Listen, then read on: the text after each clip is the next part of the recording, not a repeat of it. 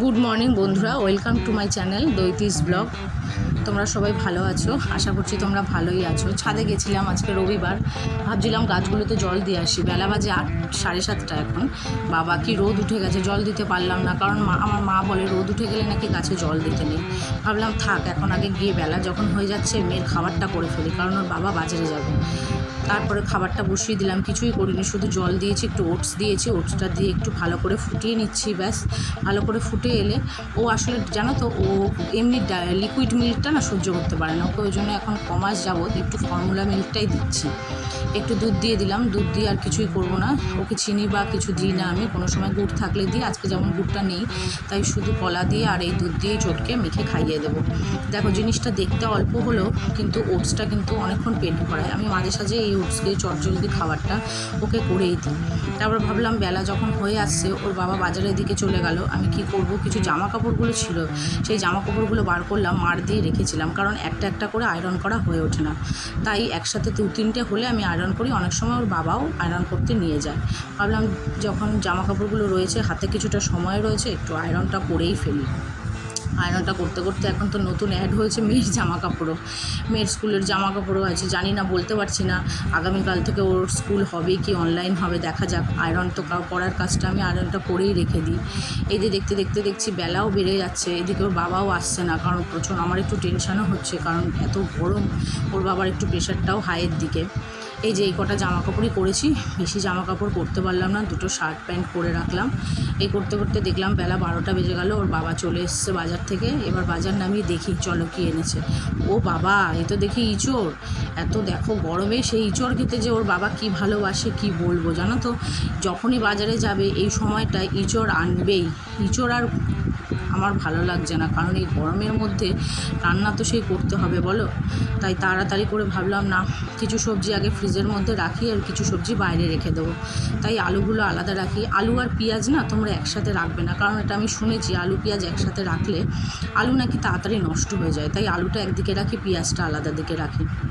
তারপর ভাবছি দেখি কি করব। মেয়ে বলছে আমের চাটনি খাবো না টমেটোর চাটনি খাবো। আমার মেয়ে আবার টমেটোর চাটনি খেতে ভালোবাসে না। আমি বললাম দাঁড়া, তোকে আগে স্নান করিয়ে নিই, তেলটা মাখিয়ে নিই, তারপরে রান্নার দিকে যাব, কারণ স্নান না, এটা একটা বড় কাজ জানো তো।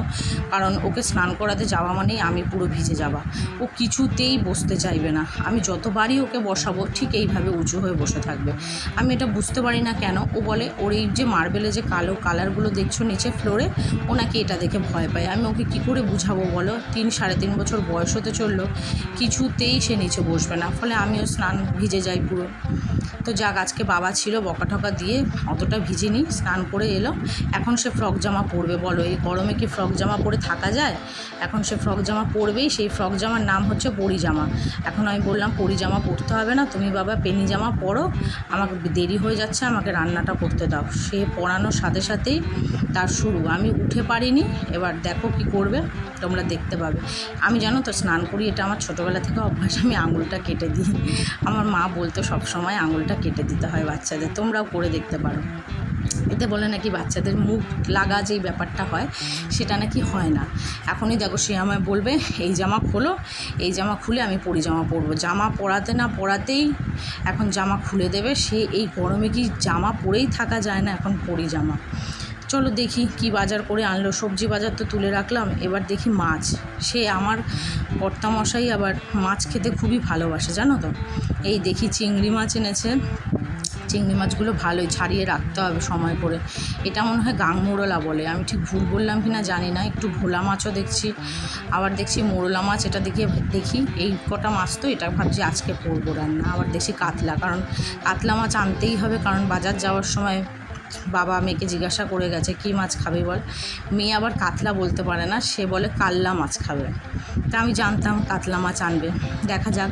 ভাবছি বেশি কিছু করবো না জানো তো, এই গরমে না বেশি কিছু রান্না করতেও ভালো লাগছে না, কারণ আমাদের সকাল সকাল রান্না করা অভ্যাস, যেহেতু ওর বাবার সকাল অফিস থাকে। কিন্তু এই রবিবার দিনটা না, এমনি দিন ঠিক আছে, কিন্তু এই গরমকালটায় আর পেরে উঠছি না। বেলা বেজে গেছে, 1টা বাজতে চললো। ভাবলাম মাছই করব, আর একটু দেখি কি করি, টমেটোর চাটনি করব না আমের চাটনি চাটনি করবো সেটা ভাবছি। আবার মেয়ের কারণ একটা একটা করে হলেও দেখো আমার শাশুড়ি মা আবার মাংস খায় না, উনি মাছ খান। আজকে অবশ্য মাংস নেই, তাই মাছটা করলে উনিও খেতে পারবেন, একবারেই করে রাখতে পারবো। না হলে ওনার রান্না থাকে, আমার মেয়ের রান্না থাকে, একটু একটু করে হলেও কত বলো। দেখি কি রান্না করি। পটলগুলো খুব কচি কচি এনেছে, তাই ওর বাবাকে বলছিলাম, যাক পটলগুলো তো তুমি খুব ভালোই এনেছো আজকে। ওর বাবা সবজিটা খুব ভালোই বাজারটা করে, যতটুকুনি আনে ভালোই বাজারটা করে। কারণ অনেক সময় দেখবে আমরা না পটল না পাকা পাকাও হয়ে যায়, সেটা অবশ্য মনে হয় আরেকটু বেশি দিন গেলে। এই দেখো মাছের জন্য মোরলা মাছ করব বললাম না তোমাদেরকে, মোরলা মাছের জন্য আলু কেটেছি, পেঁয়াজ কেটেছি, কারণ বেগুন ওর বাবা আনেনি। আর ওইদিকে এই যে পটলগুলো এরকম সরু সরু করে কেটেছি। কাতলা মাছটা ভাবছি পটল দিয়ে করব। পটল কাটলে না দেখো ওই হাতের মধ্যে বিশ্রী কালো দাগ হয়ে যায় আঙুলে। আর ওই যে টমেটোগুলো দেখছো, ওই টমেটো দিয়ে চাটনি করব। আর মেয়ের জন্য আলাদা সবজি রেখেছি, এই সবজিটা মেয়ের রান্নায় দেবো, কারণ আমি মেয়েকে সবজিটা ভাতের পরিমাণ আমি খুবই কম দিই, সবজিটাই ওকে বেশি দিই। রান্নাঘরে এলাম, রান্নাঘরে দেখলাম মা বললো আমি ডাল আর ভাতটা বসিয়ে নিয়েছি, ডাল বেশি করব না। তার কারণ ডাল করলে মসুর ডাল করি না বেশি, কারণ হচ্ছে ইউরিক অ্যাসিড আছে আমার হাজব্যান্ডের। আমি বললাম ডাল বসিয়েছি, অল্প করে বসাও, কারণ মাছ দুরকম মাছ করছি, ডাল খুব একটা বেশি লাগবে না। তো আমি জানো তো সবসময় আমি দুদিকে দুটো ওভেনই জ্বালিয়ে আমি তাড়াতাড়ি করি, কারণ আমার খুব রান্নাঘরে খুব বেশিক্ষণ থাকতে ভালো লাগে না। আমি চটজলদি কাজ করে তাড়াতাড়ি করে রান্নাঘর থেকে বেরিয়ে আসি। ভাবলাম সবার আগে কী করবো, সবার আগে তাহলে মেয়ের মাছটাই করে নিই, কারণ আমরা দেখো একটু দেরি করে খেলেও চলে, কিন্তু ওকে সময় দিতে হবে, কারণ ও সবসময় বলে বুঝিয়ে উঠতে পারে না খিদে পেয়েছে না কি হয়েছে ওরটা। ওই জন্য আমি সবসময় সব কিছু যাই হয়ে যাক না কেন ওরটা আমি সব টাইম মতো করারই চেষ্টা করি। তাই ভাবলাম ওর সব মাছগুলোই যখন মাছটা ভাজছি সব মাছগুলোই ভেজে ফেলি, আর এদিকে টমেটোর চাটনিটা বসিয়ে দেবো। ছুরিটা খুঁজে পাচ্ছি না জানো তো, টমেটোটা ভাবলাম থাক, ধুয়ে নিয়েছি, হাত দিয়ে ফাটিয়েই দিয়ে দিই। এই গরমে টমেটো আগুনে পড়লে টমেটোও সিদ্ধ হয়ে যাবে, কারণ আমি একটু নুন হলুদ দিয়ে টমেটোটাকে ঢাকা দিয়ে দিই, তাতে ভাব জলটা বেরিয়ে যায়, আর নাড়তে নাড়তে টমেটোটাও সিদ্ধ হয়ে যায়। সব সময় জানো তো ছুরি বটি সব সময় পাওয়া যায় না, রান্না করতে করতে পাকা রাঁধুনি হয়ে উঠলে তখন তোমরা অনেক কিছু নিজেরাই করতে পারবে। একটু তেঁতুল দিয়ে দিলাম টমেটোর চাটনিতে। করতে করতে ভাবলাম কতগুলো কাঁচা পড়ে রয়েছে, সব কাঁচা দেখবে বাচ্চা যাদের বিশেষ করে আছে তারা এটা ভালো করে বুঝতে পারবে, সব কাঁচা মেশিনে সবসময় কাঁচা হয়ে ওঠে না। আর তাই ভাবছি যে কটা কাঁচা ছিল সেই কাঁচাগুলো রান্না বসিয়ে ভাবলাম কাঁচাগুলো কেচে নিই। কাঁচাগুলো কাচতে এসে মেলতে এসে তো আমার গা হাত পা মনে হচ্ছে পুড়ে যাচ্ছে, বাবা ছেড়ে দে মা, কেঁদে বাঁচি বলে পালানোর জন্য আমি ব্যস্ত হয়ে পড়েছি। কিন্তু এই কটা কাঁচা না কাচলেই নয়। ওই যে সেদিন বেরিয়েছিলাম না দিদিদের সাথে, সেই জামা কাপড়, সেই ভালো জামাটা রয়েছে। বিশেষ করে ভালো জামা কাপড় আমি মেশিনে একদমই দিই না, ডেলিকার ইউজের জামা কাপড়ই দিই, কারণ আমাদের মেশিনটা প্রতিদিনই চলে। আর ওর বাবার অফিসের জামা কাপড়টাও আমি মেশিনে দিই না, ওর বাবার অফিসের শার্টগুলোতে একটু মার দিয়ে দিই, কারণ শীতকালে তাও একদিন কি দুদিন তো পরা যায়, কিন্তু গরমকালে আর এই শার্ট প্যান্ট একদিনেরটা তো দিনে দুবার ছাড়লে ভালো হয়, কিন্তু অফিসে গেলে সেটা তো সম্ভব নয়, তাই কেচেই দিলাম। এবার ভাবছি এই দেখো মোরলা মাছগুলো কিছুই করিনি, মোরলা মাছগুলো শুধু কাঁচা তেল দিয়ে পেঁয়াজ দিয়ে লঙ্কা দিয়ে একটু ধনেপাতা থাকলে বেগুন থাকলে তো কোনো কথাই ছিল না, ধনেপাতা বেগুন দুটোর একটাও নেই, শুধু পেঁয়াজ দিয়ে লঙ্কা দিয়ে টমেটো দিয়ে কাঁচা তেল দিয়ে মেখে বসিয়ে দিয়েছি। এবার কিছুই করবো না, একটু ঢাকা দিয়ে দেবো। ঢাকা দিয়ে চলো তোমাদের সাথে দেখা হচ্ছে কী রান্না করলাম। এই দেখো এটা মা ডাল করেছিল, এই আমাদের কাতলা মাছের ঝোল, মোরলা মাছের ঝোল, চাটনি। মাছটা দেখানো হলো না মেয়ের, কারণ মেয়ের মাছটা খাওয়ানো হয়ে গেছিলো। চলো এবার কি করি সারাদিন দেখতে থাকো। এই সব কাজকর্ম সেরে এখন স্নান করে উঠলাম। আজকে রবিবার ছিল, রবিবার দিনটা খুবই দেরি হয়ে যায় আমাদের কাজকর্ম করতে আমার, কারণ আসলে রবিবার দিনটা মেয়ের স্কুল ছুটি, বাবার অফিস ছুটি, সব কিছুর জন্যই দেরি করে উঠতে উঠতেও প্রায় 7:30 8টা হয়ে যায়। সব সেরে এখন মনে হয় 3:15 মতো বাজে, এখন স্নান টান করে উঠলাম।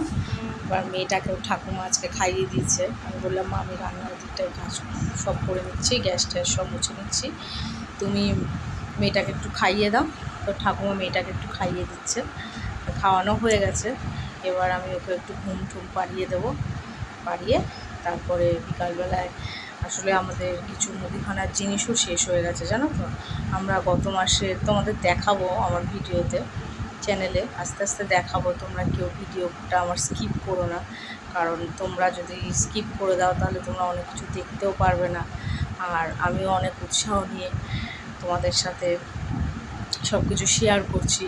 সেই জিনিসগুলো একটু সিমলা কুলু মানালি গেছিলাম, তো কিছু জিনিসপত্র তখন নিয়ে গেছিলাম কেনাকাটা করে, তো সেগুলো সবই শেষ হয়ে এসছে। মেয়ের খাবার দাবার সেগুলোও সব শেষ হয়ে এসছে, তো সেগুলো কিনতে যেতে হবে। রবিবার ছাড়া আমাদের সময়ও হয় না যে অন্য দিন যাবো।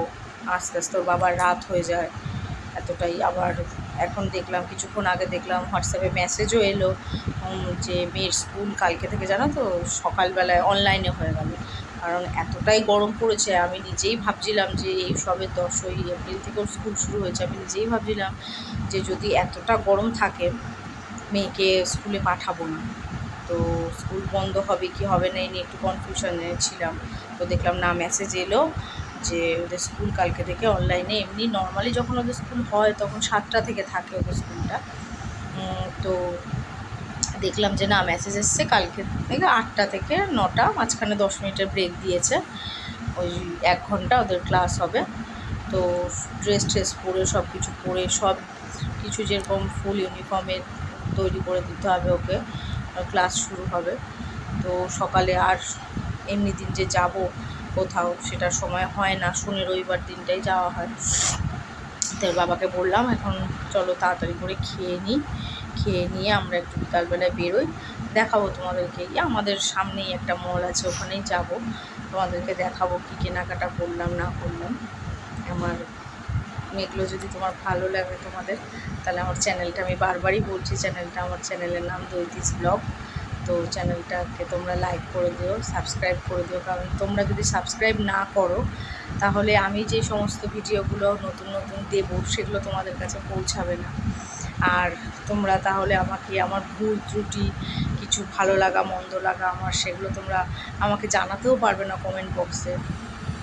তাহলে সেই জন্য তোমরা একটু লাইক আর সাবস্ক্রাইব করে দিও। তাহলে দেখা হচ্ছে বিকালবেলায়, কোথায় যাচ্ছি আবার তোমাদের সাথে বিকালে দেখা হবে। ভালো থেকো, সুস্থ থেকো। তোমাদের বলেছিলাম যে আমরা বিকালবেলায় বেরোবো, বিকাল তো হলোই না, সন্ধে হয়ে গেল। বেরিয়ে আগে ওর বাবা বললো চলো আগে পেটটা ঠান্ডা করিস, তাড়াতাড়ি করে আগে লস্যিটা খেয়ে নিই। তাই লস্যিটা খেয়ে নিলাম। লস্যিটা খেতে খেতে আমি বললাম তুমি কি খাবে? ও বললো হ্যাঁ দাও। আমিও একটা নিলাম, কিন্তু দুজনে মিলে শেষে ও বেশিটা খেলো না, দুটোই আমাকে খেতে হলো। ওর কেন জানি না ভালো লাগলো না, আমার ভালোই লাগলো। আমি বেশ এনজয় করে লস্যিগুলো খেয়েও নিলাম, মেয়েকে একটু খাইয়ে দিলাম। এবার আমি বললাম চলো দেরি হয়ে যাচ্ছে, কেনাকাটাগুলো করতে চলেই যাই, ওদিকে রাত হয়ে গেলে আবার পরের দিন দেরি হয়ে যাবে। এটা দেখো আমাদের এখানে, এটা হচ্ছে বিরাটিতে। যারা বিরাটিতে থাকো বা বিরাটির আশেপাশে থাকো তারা জানো বিরাটিতে স্মার্ট বাজারটা হয়েছে, খুব ভালোই জিনিসপত্র রিজনেবল প্রাইসে পাওয়া যায় সব কিছুই এখানে। আমি বললাম তোমরা আগে ও খেতে থাকুক, আমি আবার ভাবলাম ওরা আবার এই লস্যি নিয়ে মলে ঢুকতে দেবে কি দেবে না। আমি বললাম দাঁড়াও আমি আগে যাই মেয়েকে নিয়ে, তুমি একটু গাড়িটা রেখে আসো। মলে গিয়ে ঢুকলাম, ঢুকতে ও বাবা ঢুকতে প্রচণ্ড ভিড় গো। আজকে কি বিপদে পড়ে গেলাম, আসলে রবিবার, এটা আমার মাথাতেই ছিল না যে রবিবার হলে তো মারাত্মক ভিড় হয়ে যায়। আমি বললাম দাঁড়াও আগে আমি দেখি ডালগুলো নিয়ে নিই, কারণ সবথেকে বেশি ডালটাই শেষ হয়ে গেছে। ওর বাবা বললো তুমি একদিক দিয়ে নাও, আমি একদিক দিয়ে নিই। এই আশীর্বাদ আটাটা নিলাম, আটাটা নাকি খুব ভালো। আমরা আগে আশীর্বাদ খেতাম না, কিন্তু এবার ওর বাবা বলছে খেলে এবার আশীর্বাদই খাবো, দেখি একবার আশীর্বাদটা খেয়ে দেখি। ডালগুলো তো সব নিয়ে নিলাম। এবার ভাবছি মেয়ের জন্য একটু মেয়ের খাবারগুলো নেব। জানো তো এই জিনিসটা নতুন নিয়ে দেখলাম, এটা নাকি আমি শুনেছি যে টুটি ফুটি আইসক্রিম করলে নাকি এই ড্রাই ফ্রুটসগুলো দিলে খুব ভালো লাগে।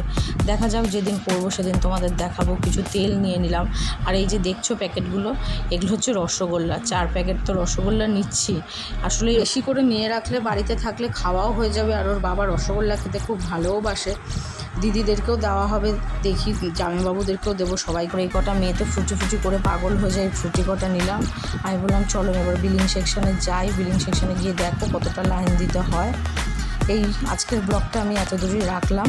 তোমরা ভালো থেকো, সুস্থ থেকো, সাবধানে থেকো। আজকে আর ব্লগ করতে পারলাম না, ভিডিও করতে পারলাম না, কারণ প্রচণ্ড ভিড়, গরমে শরীরটাও খুব একটা ভালো লাগছে না।